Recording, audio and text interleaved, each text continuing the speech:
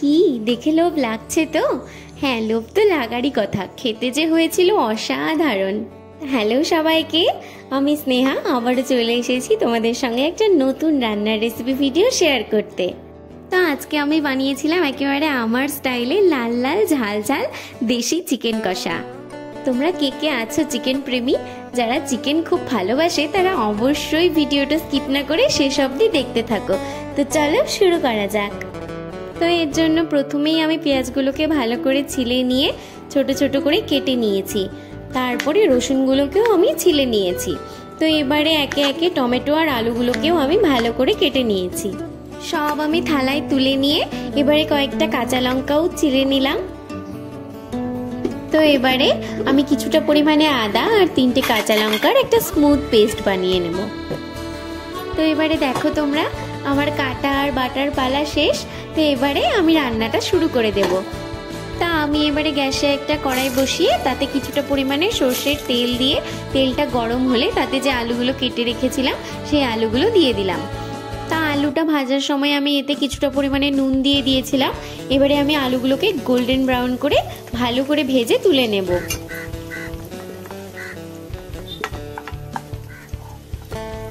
আলুগুলো আমি তুলে নিয়েছি।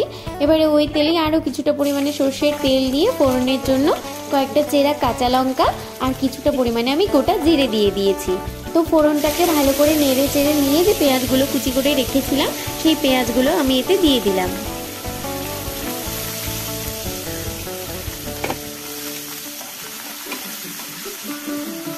তো পেঁয়াজগুলো ভেজে নেওয়ার সময় আমি এতে কিছুটা পরিমাণে গোটা গরম মশলাও দিয়ে দিয়েছিলাম। এটা আসলে ফোড়নের সময় দিতে হতো, আমার দিতে একটু দেরি হয়ে গেল। তো এই 3 থেকে 4 মিনিট মতো আমি পেঁয়াজগুলোকে ভালো করে ভেজে নিয়েছি। এবারে ওই ছিলে রাখা রসুনগুলো আর কেটে রাখা টমেটোটাও আমি ওই পেঁয়াজের মধ্যে দিয়ে দিলাম। তো এগুলোকে ভালো করে কিছুক্ষণ ধরে ভেজে নিয়ে আমি ওদিকে মাংসটা আগের থেকেই ধুয়ে রেখেছিলাম। তো আমি আবারও একটু ধুয়ে নিলাম, ধুয়ে ওই মাংসটাকেও আমি দিয়ে দিলাম এতে।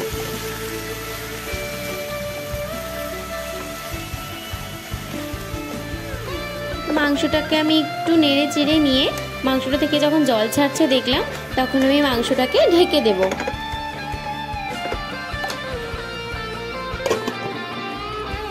তো মোটামুটি 5 থেকে 7 মিনিট পর মাংস থেকে যে জলটা ছেড়েছিল সেই জলটা শুকিয়ে গেছে। এবারে আমি ভালো করে কিছুক্ষণ ধরে নেড়ে চেড়ে নিয়ে এতে স্বাদ মতো নুন আর আদা আর কাঁচা লঙ্কার যে পেস্টটা বানিয়ে রেখেছিলাম সেটাই দিয়ে দেবো এতে।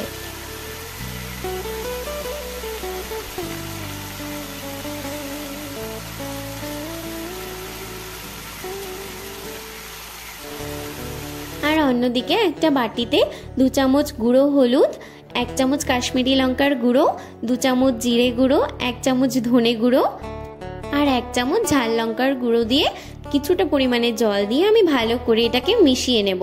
মিশিয়ে সেই পেস্টটাও আমি ওই মাংসের মধ্যেই দিয়ে দেব।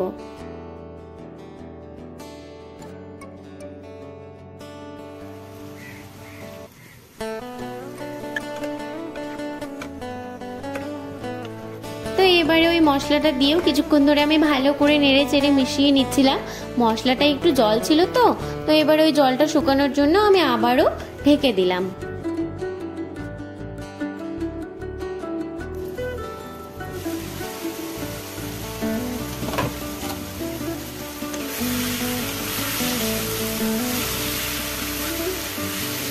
তো মশলার জল প্রায় শুকিয়েই এসছে, যেটুকু একটু জল ছিল সেটা আমি নেড়ে চেড়ে ভালো করে মিশিয়ে শুকিয়ে নিচ্ছিলাম। এবারে মশলার জলটা পুরোপুরি শুকিয়ে গেলে এতে আমি কিছুটা পরিমাণে এবারে গরম জল দিয়ে দেবো সেদ্ধ হবার জন্য।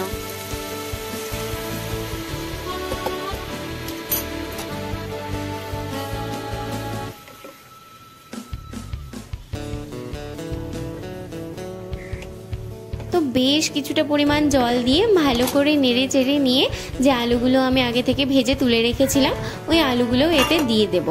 আলুগুলো দিয়ে ভালো করে আবারও একটু নেড়ে চেড়ে মিশিয়ে নিয়ে আমি এটাকে ঢেকে দেবো এবারে সেদ্ধ হবার জন্য।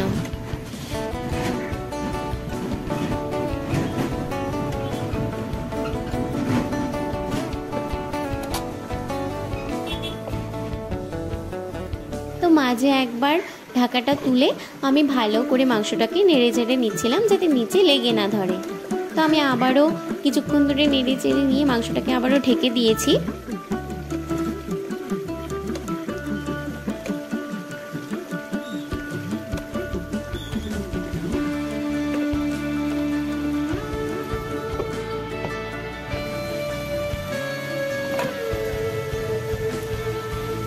এবারে প্রায় জলটা শুকিয়ে এসছে, আর এই সময় যা একটা দুর্দান্ত স্মেল বেরিয়েছিল না, এই লেগ পিসটা দেখে কি তোমাদের কারো খেতে ইচ্ছে করছে?